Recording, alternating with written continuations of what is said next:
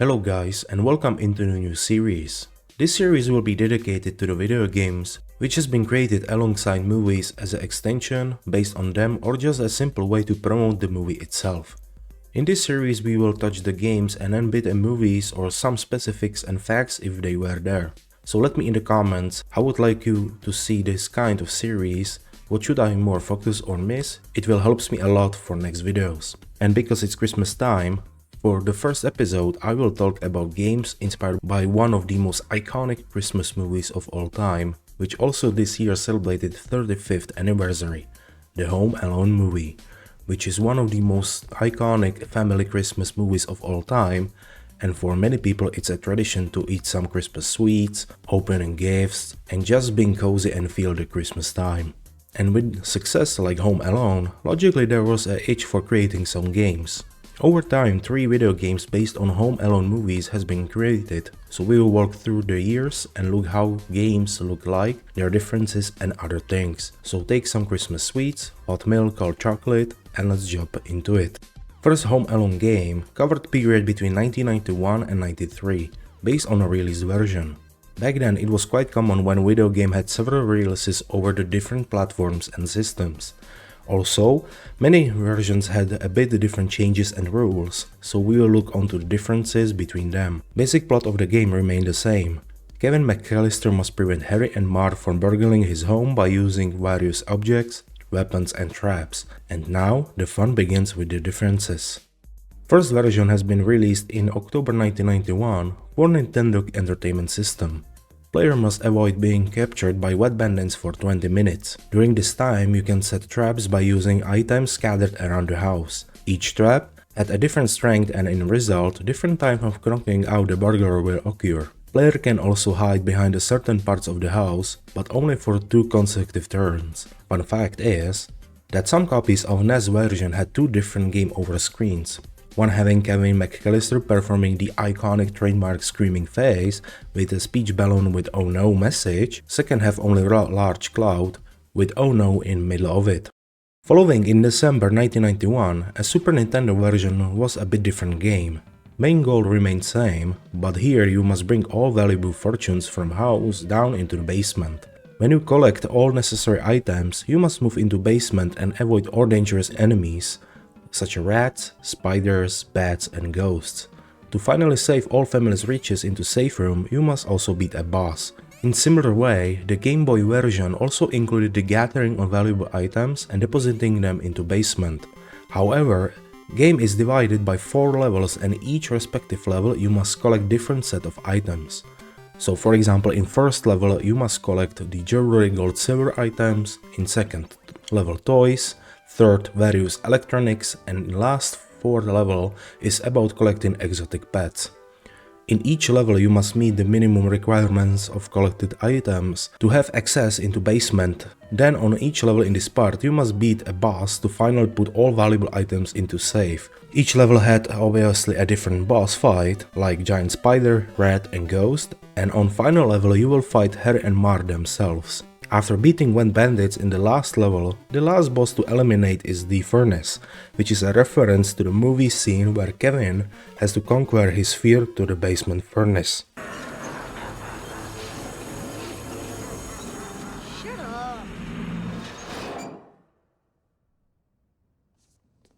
And now let's move to the Sega platforms. Sega versions for Genesis and Game Gear were the most different from the other versions, with different plot and gameplay. In this case, Kevin must protect several houses in this neighborhood for 20 minutes or 40 in higher difficulty. During the game, the wet bandits drive around the neighborhood with their van until they decide to enter one of the houses. Kevin can travel by sled to various houses and fight the bandits depends on which house is picked by them to being robbed. When this happens, Kevin must fight them with different weapons and guns in order to fill up the pain meter.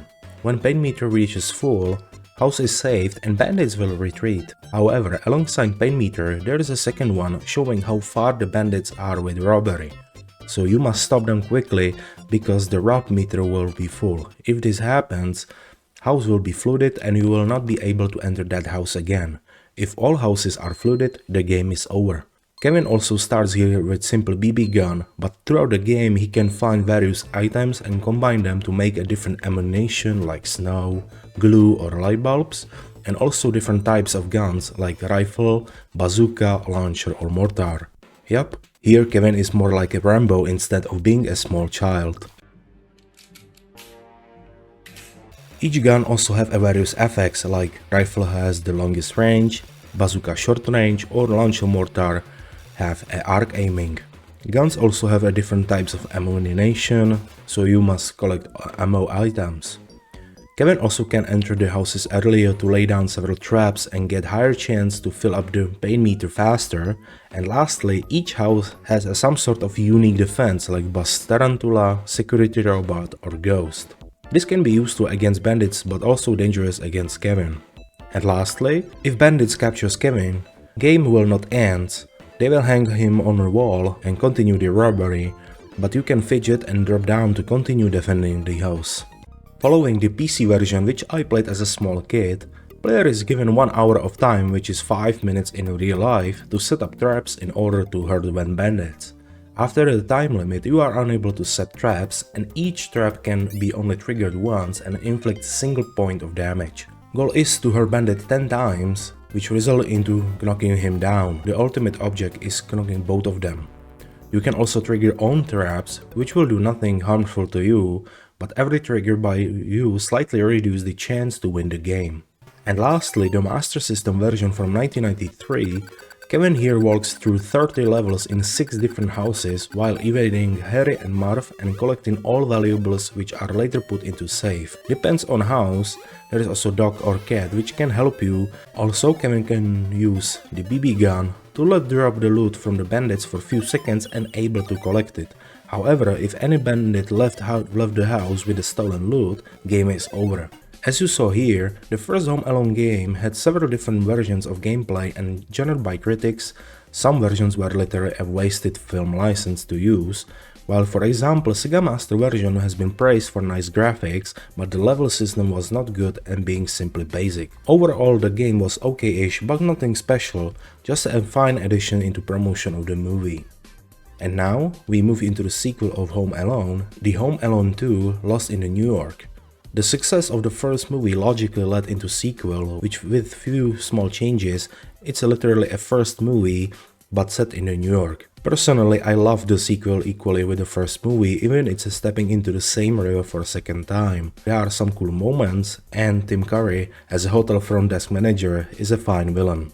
For second Home Alone game, this time they were created for 3 Nintendo platforms exclusively, NES, SNES and Game Boy by THQ, Sega and Capstone Software. All of the versions are literally the same with small different details, so it's not that wild like in the first game. The player controls Kevin McAllister and he makes his way through the New York City via locations like Plaza Hotel, Central Park, Uncle Rob's McAllister Townhouse or Streets of New York. Kevin of course fights enemies by using a slide, flying fist and super flying fist moves, and he also uses a dart gun as a weapon. Using necklace will cause the walking enemies to slip off the screen, which is a referencing scene where Kevin uses the pearls from a necklace to trip up his pursuers.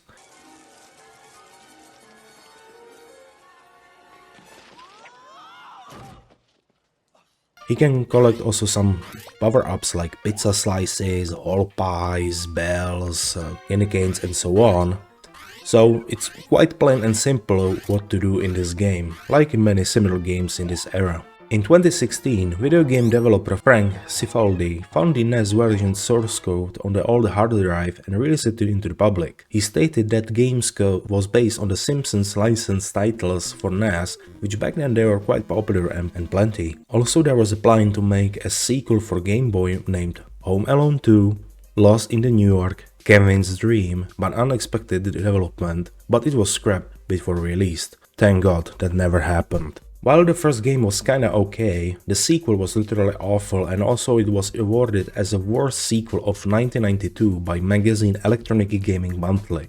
Also, 4 years later it received the award of being the worst movie to game of 1996 by same magazine, so you can imagine how bad that game was. It was just a disgrace for the franchise, but as we know, sequels after the second movie without Macaulay Culkin were just totally garbage, and that last Home Alone movie from the 2021, Home Sweet Home Alone, is just Let me explain it by the Simpsons reference here.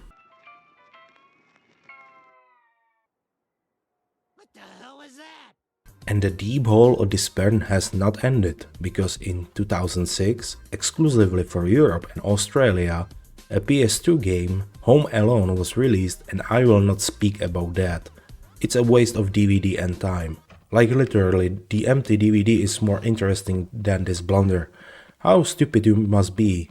I understand that franchise is one of the most beloved family movies of all time, but the developers has been on a crack or something when they got an idea to make this kind of game. Even cameo role of Macaulay Culkin in Angry Video Game Nerds episode in 2018, he pretended the game to not exist. And that's all from this video about video game adaptations of the movies. I wanted to make something a bit different, linked to the other medias like movies, which I generally love. This is the second big series what I want to make on this channel, and I work on the third one, which I hope will release as soon as possible. I want to wish you happy and Merry Christmas, and see you in the next video. Peace!